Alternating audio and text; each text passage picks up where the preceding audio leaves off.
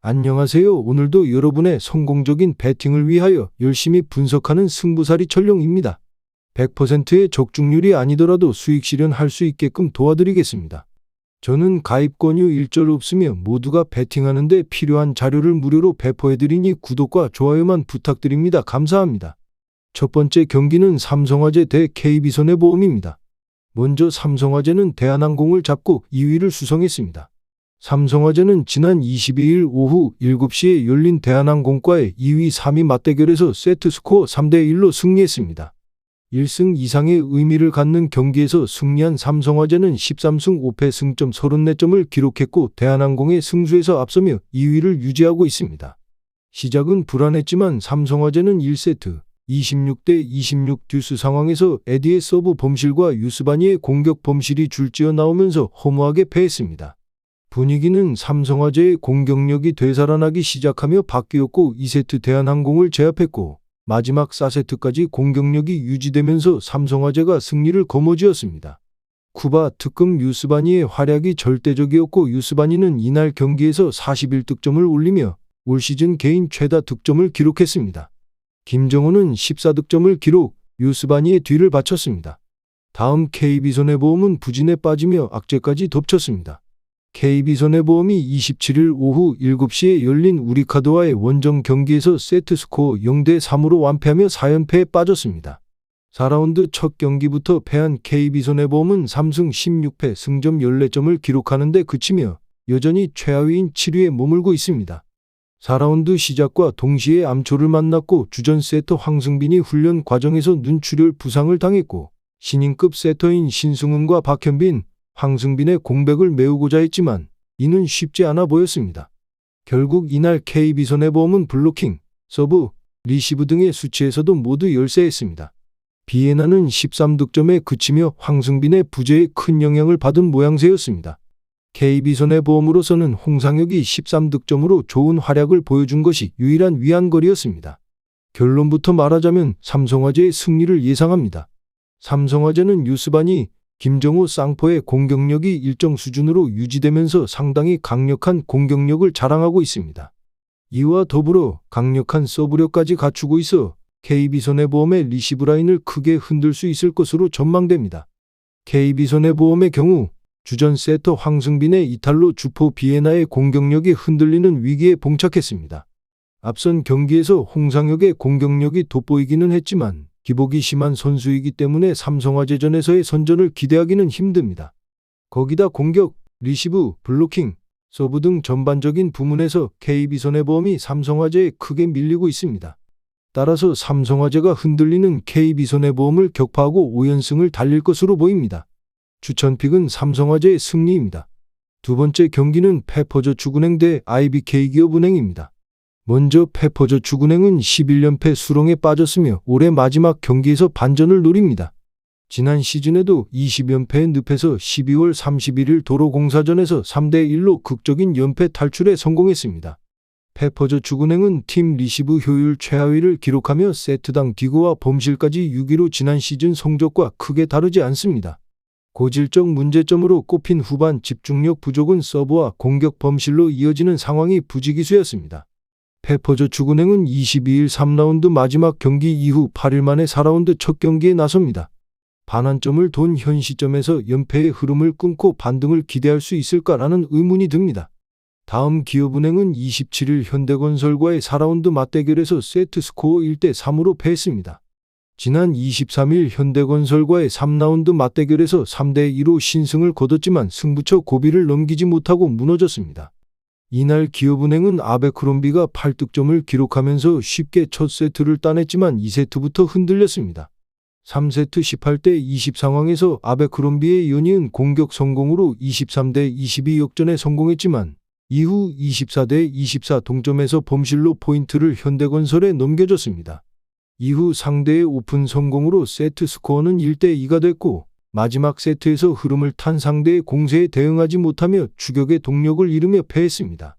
결론부터 말하자면 기업은행의 승리를 예상합니다.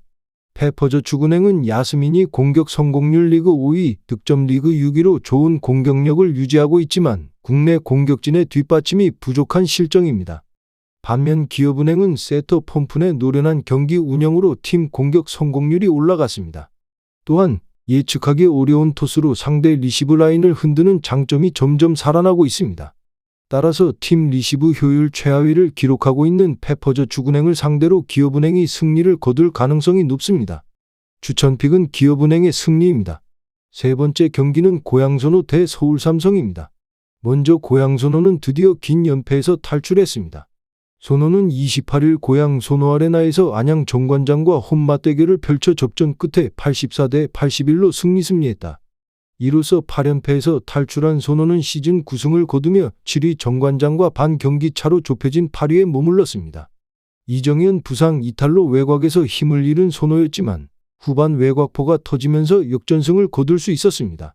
전반까지는 정관장 수비에 리드당했지만 후반 압박 수비 후 공격을 풀어나가며 3쿼터에만 무려 3점슛 5개를 꽂고 기세를 가져갈 수 있었습니다. 선호는 이날 3점슛 총 8개를 기록했는데 이 중 7개는 후반에 터뜨렸습니다. 최근 친한우 오노아쿠는 결별한 디온테 데이비스와 함께 김승기 감독의 출전 지시를 거부하며 팀 분위기를 다운시켰지만 이날만은 연패 탈출을 위해 고군분투하며 30점을 꽂아 팀 승리를 이끌었습니다.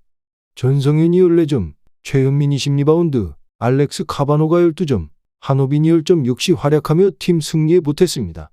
다음 반면 삼성은 5연패에 빠졌습니다.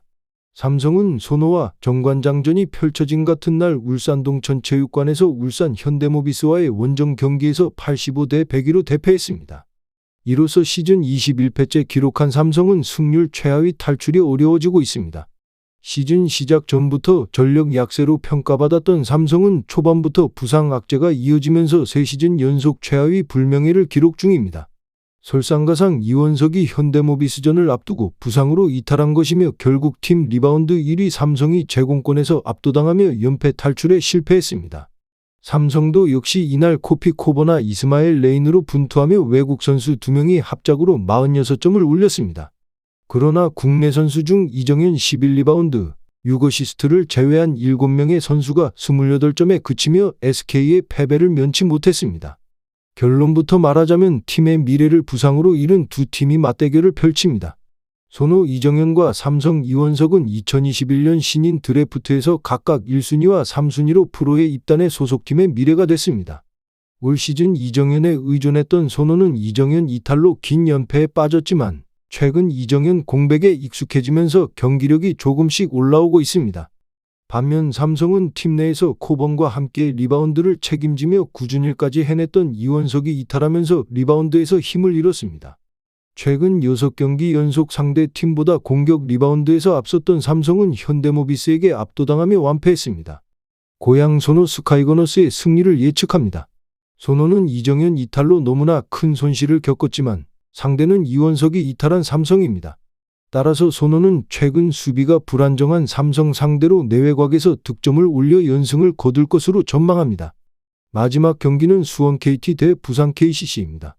먼저 수원 KT는 28일 대구에서 열린 한국가스공사와의 경기에서 85대 75로 승리했습니다. 한국가스공사 상대 7연승을 기록했고 최근 2연승을 달린 KT는 3위 SK와의 격차를 0.5경기로 좁혔습니다.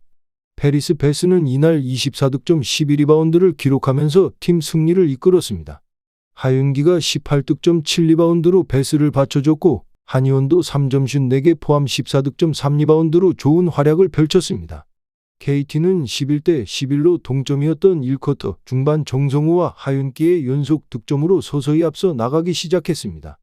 48대 41로 전반을 마친 KT는 3쿼터 들어 격차를 벌리기 시작했습니다. 71대 57로 14점 차로 앞선 채 마지막 4쿼터에 들어간 KT는 하윤기, 베스가 골밑을 장악하면서 순식간에 24점 차로 달아났습니다. KT는 경기 막판 하윤기, 베스를 교체 아웃시키며 여유로운 승리를 기록했습니다. 다음 부산 KCC는 25일 대구에서 한국가스공사를 96대 90으로 꺾었습니다. 7연승에 성공하며 3라운드 무패 행진을 달린 KCC는 13승 9패로 5위 자리를 지켜냈습니다.